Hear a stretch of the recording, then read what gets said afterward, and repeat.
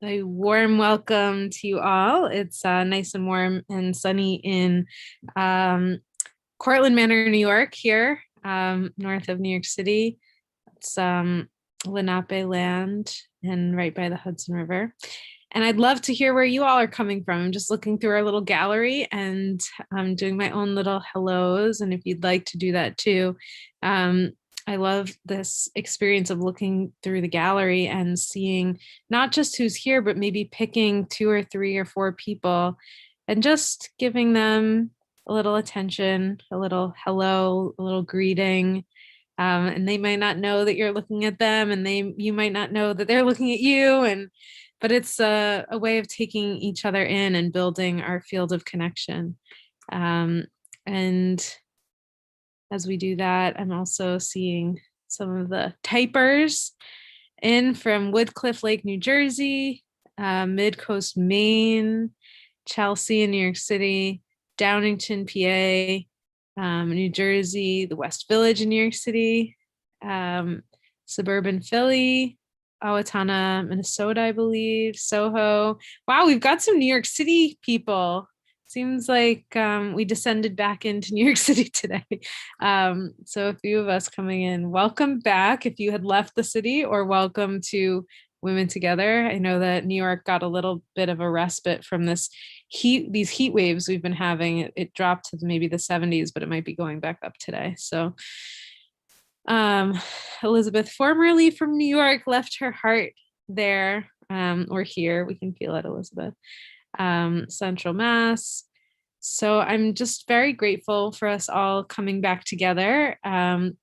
Many of us have been gathering week after week throughout the last, I don't know, almost, it feels like almost 2 years, probably a year and a half at this point. And really just spending this time together to just reconnect with ourselves and to connect with each other and to cross these boundaries of digital world, but also, any that we might see as being between us, and just find the connection in our common humanity. Karen here from Frankfurt, Germany, welcome. Risa from Ossining, Delray Beach, wonderful. So just all coming together and really recognizing what's shared between us, and just giving ourselves this little hour, this little time to just rest and relax and step away from all of the other pieces of our lives. And we'll have Karina Saltzman back with us here today, which is so wonderful because Karina was with us on a deepening relationships conversation a few weeks ago. And so many of our community said, we want to go deeper. We want to do more. We want to have Karina back. And so thankfully, even though we're in the heart of summer, Karina, you were able to make it back to be with us. So thank you for joining us again. And I'll introduce Karina further if you weren't here with us the last time Karina was here, but today's topic is on redefining relationships. So Karina, we are so glad to have you here. And I'm just checking in on our YouTube folks to see if there's any comments in there about where you're coming from. But it looks like in here, Ellicott City, Maryland, Irvington, our headquarters, but we've got at least one person who's down in Irvington right now, Columbus, Ohio. Many of us had met in person when we were running these hybrid events of both in-person and online experiences of Women Together. So thank you for representing in Irvington today. So we come together to gather around the topics that I just mentioned, but also just to tune in and do some tiny practices. So what are small things throughout our day that we can do at any time to just come back to ourselves? And one of those is a moment of stillness. And often at Eileen Fisher, we do those before meetings, sometimes during meetings, but we try to do them as much as possible before meetings. So I have a little singing bowl, and I have a couple that kind of are all around. I have one here, and basically the idea of the singing bowl is just to tune in for a moment of stillness with the sound of the bell. So today we're just going to follow the sound of the bell, tune into the breath, and just land here wherever you are, wherever you might be, just landing in the body, in this place. Perhaps you're sitting on a chair and you can just get comfortable on the chair, maybe get both feet flat on the ground. And maybe we can just do a little squeezing our shoulders up to the ears. Sometimes I'm holding a lot of tension up there. I can feel it cracking a little bit. Squeeze, squeeze, squeeze. Maybe inhale and then release. Exhale, release it down. And we can do it one more time. Inhale, squeeze the shoulders up. Just feel any tension, anything, just squeezing it together, squeezing the shoulder blades together, and then exhale. Release it down. You can just roll them out if that feels comfortable. Just feeling, sometimes things get stuck here in our sleep. Sometimes things get stuck here when I get into a conversation. My shoulders just sneak up. So just noticing what it feels like to just release, just connect back to the breath.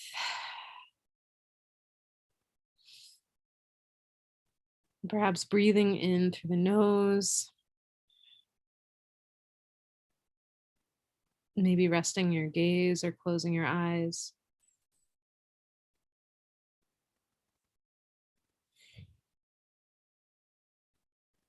Just feeling the motion of the flow of the breath. Moving in, moving out. Now ring the sound of our bell. Just follow the sound of the bell as you hear it, and then even after it stops ringing, just seeing if it's still there, following the sound of the bell and the movement of the breath for this moment of stillness.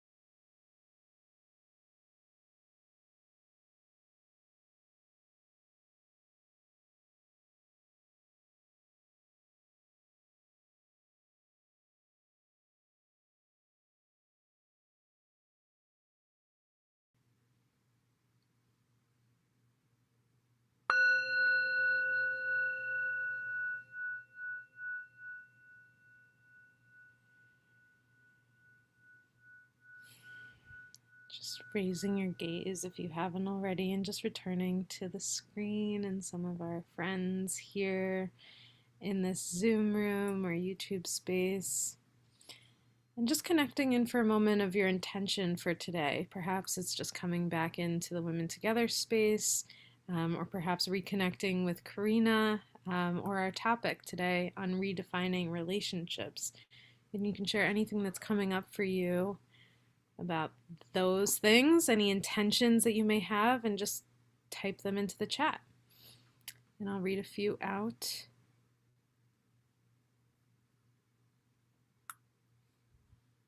And I love also Carmen's question, how is everyone holding up any personal discoveries?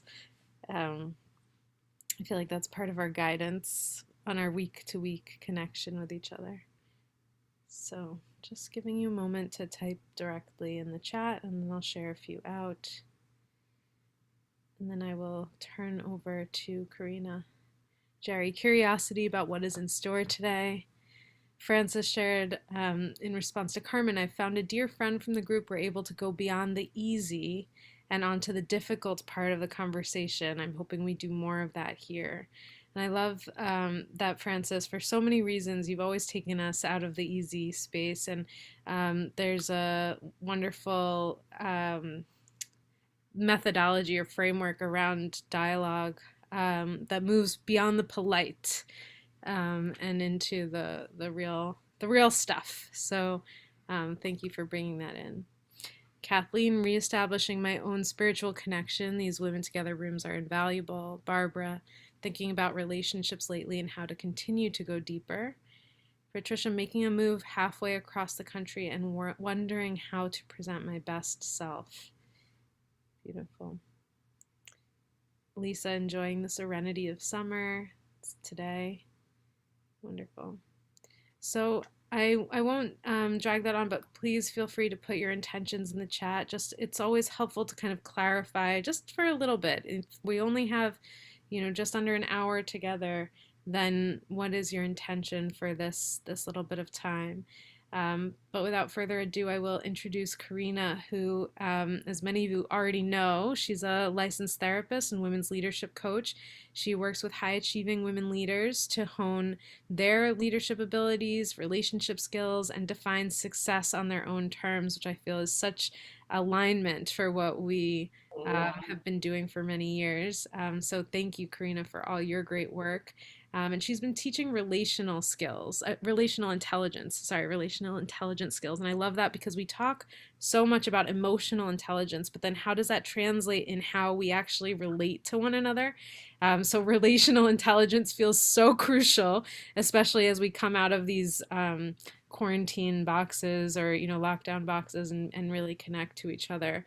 So Karina has really designed coaching and programs to really help women develop, collaborate, and thrive personally and professionally. So thank you, Karina, for being with us, for sharing your knowledge with us, and for agreeing to come back and guide us through a next piece of the process. So over to you, Karina.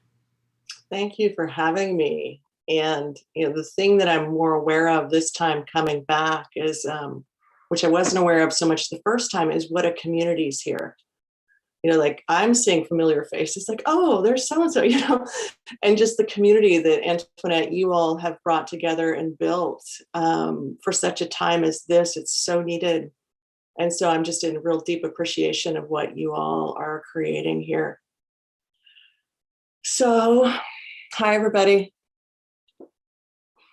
I'm going to give you a little bit of just context of where we're all going today. So it's like just the roadmap. So we're all on the same page here. I'm going to talk some this morning about redefining relationship. And then we're going to move into a writing exercise. And then we're going to take you all into an experience that you can have with each other to deepen your own exploration of your own relationships and what redefining relationship is. And then we're going to come back together as a group and you'll have an opportunity to share your experience or any insights or just what happened for you. One way that I feel more connected is if I'm speaking and there's something you're resonating with, or if somebody else is speaking and sharing and there's something you're resonating with, if you can just do this, it just helps the speaker know there's people out there. So let's just try it just for a moment. Just do this. If you're resonating, you're like, oh, me too. Oh, that really feels exciting to me. Just let people know. I'm going to start my timer here so I don't go over because this is a topic I love and I could just talk. So I'm going to monitor myself so that we have plenty of time on the other end to have you all be able to experience each other. So I first want to start with COVID has been a hell of a year for a lot of people. It has been a pressure cooker for relationships. Our circles have shrunk in huge ways. I've seen, family members getting divorces. I've seen other introverts really thriving. But it has pushed us to really define who are we going to see? And that was a big choice in my world. It's like, who am I going to hang out with? I had a women's group that I saw weekly, either virtually or together, and that was a lifesaver. but it took a larger context of social and then brought it down into really a smaller picture for us. And it was incredibly challenging for a lot of people. So my hope is part of what we can do today is kind of back up and go, what the heck happened this last year? Where are my relationships at? And how do I really want to move forward in relationship? I was talking to somebody the other day who said they went to a birthday party and they were like, how do we even talk here? Right? Like, do we all have one conversation? Do we have little conversations? And part of what's happening is our social brain, right? The part of our brain that needs stimulation, that needs kind of to be warmed up to situations is pretty frozen right now for a lot of us, myself included. Big groups scare the heck out of me. And even big could be 8 people. So part of it's just acknowledging that we're in this place where our social brain is starting to warm up a little bit, and it's going to feel a little clunky for us. It's going to feel a little like awkward some. And that's just going to be part of the process. I think one thing that I'm fascinated with relationship is if we don't have a lot of social stimulation, right? You've seen kids like in orphanages that they don't develop in the same way. And I think the same is true for our social brain. We need that stimulated in order to develop. So that kids that are isolated aren't getting that social development to be able to just develop basic skills. And I think we're in the place of rewarming that back up. The fascinating thing about relationship, Carl Jung has a statement that what remains in the unconscious shows up as fate. I'm going to say that again because it's a powerful statement. What remains in the unconscious shows up as fate. So we have a propensity to replay our family history, our relationships that we've been inside of. It's just like it's the background go-to sometimes if we're not making conscious choices. So for me, that showed up as repeating family patterns that I didn't want to repeat, but I didn't quite know, how do I get out of this and have a quality relationship? I see some people doing this. Right? How do I not repeat this? Because there's a gravitational pull to just keep doing and not be conscious of what we're actually choosing. So part of what I want to explore today is like, how do we see what we even want in relationship? Now that we're redefining it, and it's all been tossed out in some ways in COVID, and we're having to re-choose people and re-pick people and decide what we want. How do we do that in a conscious way that we're part of almost like we're part of the doing of creating that?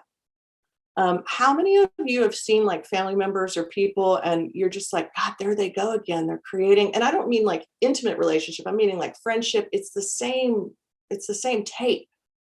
So I'm just wondering how many of you see people creating that same tape? Yeah. And it's painful to watch.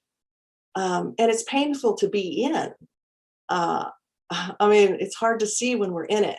So the piece I want to shine a light on is it's like the gravitational force that is on all of us, and how do we get our head above water and just start to go, oh, okay, what kind of relationships do I want? Who's somebody that has that already that I'm drawn to? The piece I've also been sitting with is like how powerful, I think one of the traps we all get into is idealizing what we think relationship is supposed to be like. So if I'm in a good relationship, we're not supposed to fight, right? I'm in a good relationship, we fight, we argue. If I'm in a good relationship, there's not supposed to be tension, and part of what I'd like us to lean towards is like, how do we be in that tension and welcome? It's not like we need to leave the relationship necessarily, but it's like, how do we welcome what's there as an opportunity that's trying to grow us? Especially when that's painful. And sometimes that growing us is it might be meaning saying like, no, I'm not putting up with this anymore. I'm done.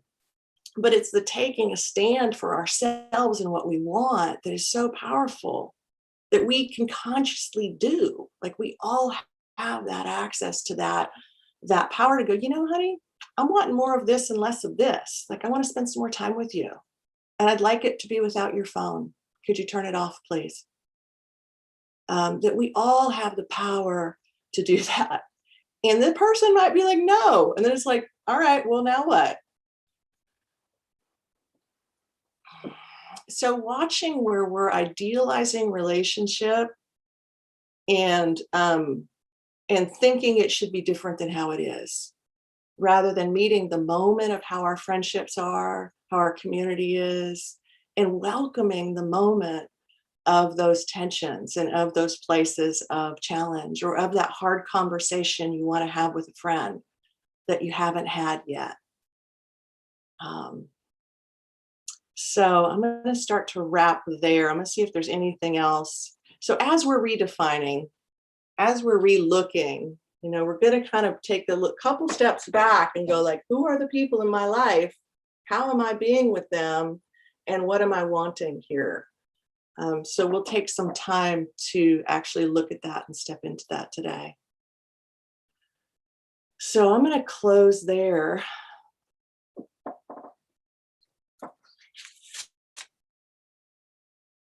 And I think Antoinette's going to come back in, or do you want me? Yeah, there you are. Yeah, I'm here. Did you want to do further activity around that, or you want to?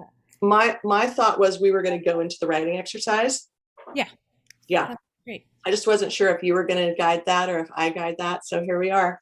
I think that we'll do I think it's 4 minutes, and they'll put it in the chat thread so you can see the 3 questions you're going to be writing and exploring for the next 4 minutes. Here's my timer. And then after that, we're going to come back together and I'm going to set up the experience you're going to have in a group with each other. So we'll take 4 minutes now. And the questions, you know, are how have relationships changed in the last year? You'll see them right up on the one thing that helped you get through the last year, and something that I want to create in my relationships are or is. So you can get started. Do you guys see the writing prompt? No? Not yet. So I'll read it Okay. out. But how have your relationships changed over the past year? Yes. The first question. Thank you. One thing that helped me get through it. The Yep. Through the past year. And something that I want to create in my relationships.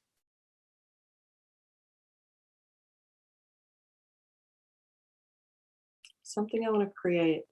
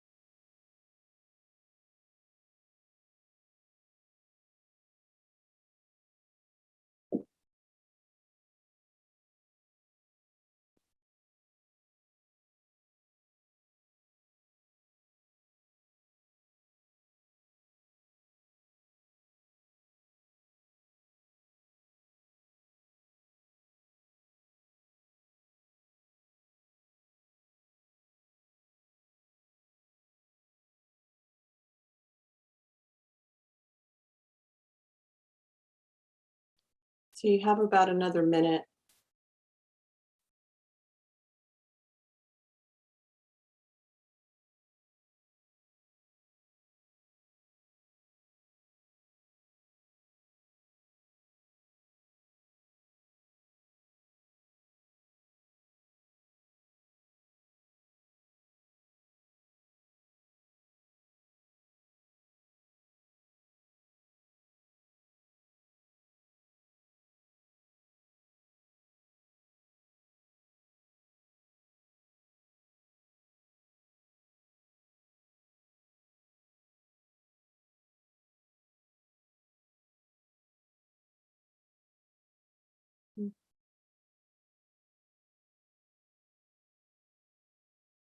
So bringing it to a close, bringing your writing to a close.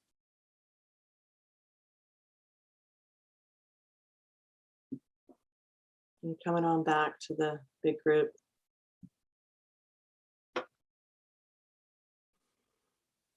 So Antoinette, I was going to move into the exercise. Is that good? Yeah, okay. So we're going to move into an exercise where you'll be put into groups of 4. I'm going to ask that when you get in there, somebody decide who the timer is. Everybody's going to have 4 minutes, and then you're going to have a 4-minute debrief at the end to talk amongst yourselves about how that was. I'm going to ask that you really try to stick to the 4 minutes so everybody gets their full time. That way nobody, gets less time. So just when you get in the room, decide who's going to be the timer. One person's going to speak for 4 minutes, and there's 3 questions you're going to be speaking to, which you will see in the text on the thread as well. The questions are, I'll give them to you. Something I want to create in my relationship right now is, you can write them down if you'd like.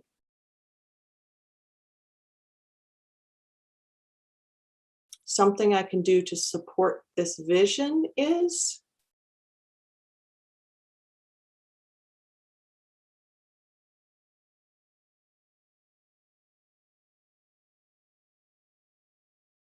And the last one is, a way I might sabotage myself is. Like, how do I get in my own way with what I'm wanting to create? So the person speaking, and these will be in the thread too, so you can see them if you lose track. The person speaking, your job is to just let yourself kind of unfold. You don't need to know what you're going to say. It's best if you don't. But as you're just finding out as you're answering these questions as to what's true for you. It's like brailing along and discovering. If you stumble, just pick it up again and just see what comes out of your mouth. There's no right or wrong. There's no polished presentation that needs to happen here. Now, as the listener, you all as the listener are providing gourmet level contact. And what that means is you're not on your phone, you're not getting distracted, you're really offering this person a high level of presence, of your attention. It is such a rare commodity right now that we get high levels of good contact. So really your job as the listeners to just be present and welcoming to what the person is offering and sharing with you. And as the speaker, you can also play with how comfortable you are with being vulnerable, right? If this is a place where you feel like, oh, I might say this thing that typically I wouldn't say, and just noticing what that's like to play on that edge of not playing it so safe, but maybe not going totally over the edge where you feel a shame attack afterwards, but just that middle ground of finding yourself in that and being willing to take a little risk is what I would encourage. So I'm going to repeat that again. You're going to be put in groups of 4. You're going to decide who's the timer. When you get in there, everybody's going to get 4 minutes each, and then you're going to have a 4-minute debrief at the end to be able to talk about how that was for you, and then we'll bring you back for shares. Is there anything you would add, Antoinette, or is that we're good to go? That was great. Yeah, I think Okay. good to go. And just for those of you on YouTube, you can journal on those questions.